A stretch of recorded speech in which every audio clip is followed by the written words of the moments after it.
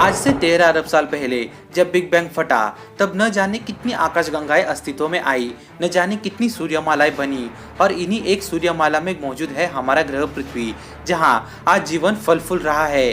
Hello दोस्तों, आप सबका स्वागत है हमारे इस चैनल पर। और आज की इस वीडियो में हम दो सवालों पर चर्चा करने वाले हैं, जैसे कि पृथ्वी के अलावा और कहां जीवन मौजूद हो सकता है, और दूसरा, क्या अतीत में सचमुच परग्रही हमारे प्लेनेट पर आया करते थे।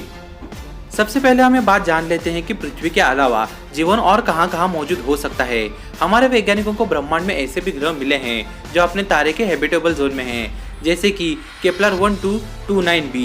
ये एक सुपर अर्थ टाइप श्रेणी का ग्रह है जो हैबिटेबल जोन में रहकर अपने रेड डॉर्फ स्टार केपलर 1229 को ऑर्बिट करता है।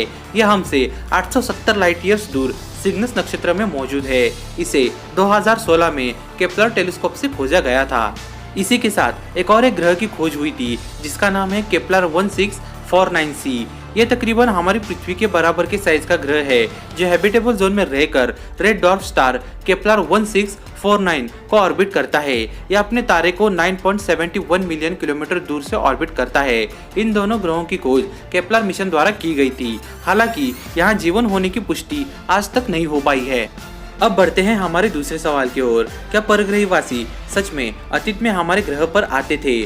प्राचीन अंतरिक्ष विचारकों को मानना है कि हाँ, वो आते थे और वो हमारे लिए कुछ ऐसे लेख और मॉन्यूमेंट्स पीछे छोड़ गए हैं जिनकी पहेली को हम आज तक नहीं सुलझा पाए हैं, जैसे कि इजिप्ट के पिरामिड्स। इन्हें बनाने के लिए जिन पत्थरों का इस्तेमाल किया गया था उनका वजन हजारों किलो में था।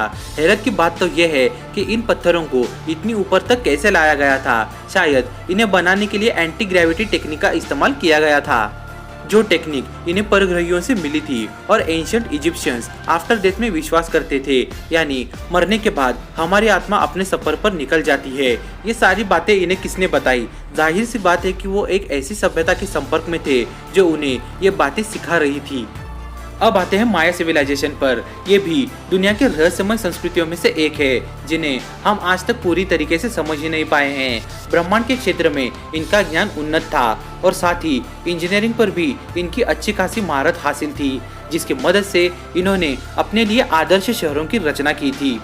ये मानते थे कि इनके देवता कुकुलकांत ऊपर आसमानों से आते थे। जब उनके देवता आसमानों से आते थे तब उनके रथ आग उगलते थे और उनमें बहुत शोर होता था। ये वर्णन सुन के आपके मन में रॉकेट्स का ख्याल आया होगा।